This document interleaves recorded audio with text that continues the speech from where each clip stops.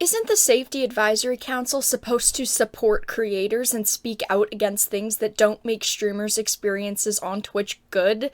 You'll speak out against one toxic person in your live stream chat, but I've seen none of the council members talk about how the platform could potentially permanently ban creators for simply playing music on their live streams. Seems legit. So Twitch has basically abandoned their creators in this big mess of a situation that has happened over the past few days. Twitch creators are getting hit by a wave of copyright claims on their older clips which contain copyrighted music. And there are a ton of creators who have received claims that could potentially be permanently banned from the platform because of this situation. This is a PC Gamer article that I wanted to read through because it does give some examples of some creators who have been having the situation and creators who are going through it firsthand. So Twitch has been hit by a wave of copyright claims over older clips.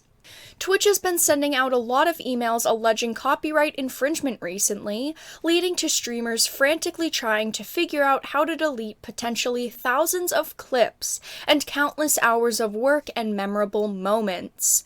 Clips from 2017 to 2019 have been targeted specifically, but due to Twitch's lax enforcement of its own music guidelines, some streamers have racked up a huge library of videos that contain copyrighted music, and deleting it isn't a straightforward process.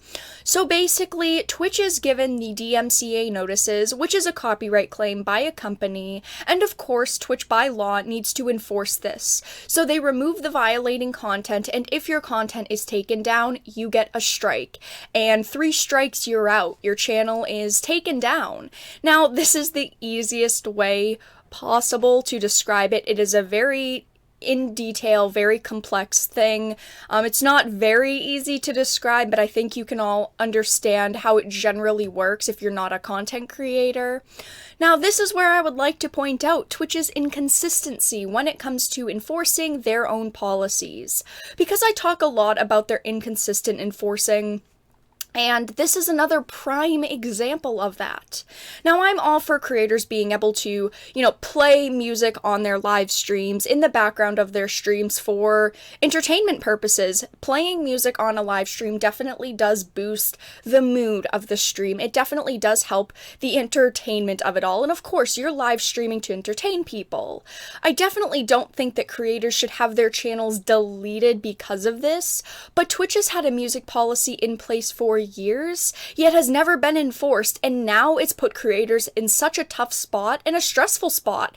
The world is a very crazy place right now, and this is definitely not what creators need to be dealing with. Twitch just didn't enforce their policies for a very long time, and now unfortunately they're just kind of throwing creators to the side and kicking them to the curb and saying, well, you've got to deal with it. Foosley received 2 copyright strikes on June 7th and a third that would have netted her a permaban. With over 100,000 clips, finding and deleting other clips with copyrighted music sounds like an impossible task, and Twitch advised her to just delete her entire library. But unfortunately, that is a big challenge as she can't even see her own clips. So first of all, you're asking creators to delete possibly years of memories. If I was a Twitch streamer right now, I would be heartbroken and upset that I could just lose all of that. When you stream, those are your memories. You don't just casually stream and have 100,000 clips. You have to be pretty big into it. You've spent a lot of time and a lot of energy streaming, and those are your memories.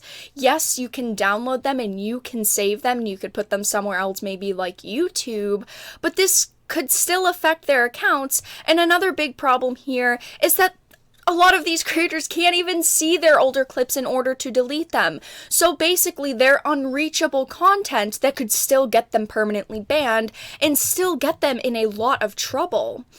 This isn't an isolated case as it continues. Even though some streamers are trying to protect themselves by proactively deleting clips, Twitch is throwing obstacles in their way. Twitch has said that it's working to make the process of deleting clip archives easier, but they've not provided provided an alternative yet. This so far is the only statement that Twitch has made, and they made it on Twitter. They said, "This week we've had a sudden influx of DMCA takedown requests for clips with background music from 2017 to 19. If you're unsure about the rights in audio in past streams, we advise removing those clips. We know many of you have large archives and we're working to make this easier." They're basically telling creators to fend for your heckin' selves. They are offering no alternatives for streamers. They are offering no ways to actually remove said clips in a good, fast fashion. And when you have hundreds of thousands of clips, what are you supposed to do? You can't manually delete all of them. It's not like you can press a button and literally remove all of your clips. While it's working on it, streamers are being threatened with bans and suspensions. So this doesn't seem like something people can really wait on. A better process should have already been in place before something like this happened. I agree. I think that because, as it says, Twitch is legally obligated to act on copyright claims, they should have had a good system in place. Even if they weren't enforcing their policies, it should always be in place, because creators need a way to protect themselves. Twitch advises streamers to refer to the music guidelines, though much of what is prohibited occurs regularly and goes largely ignored. It doesn't address games that use licensed music either, leaving streamers wondering what's going to happen with games like Just Dance. That was also one of my first thoughts, is what about games? Because I've never heard about Twitch enforcing copyright with games.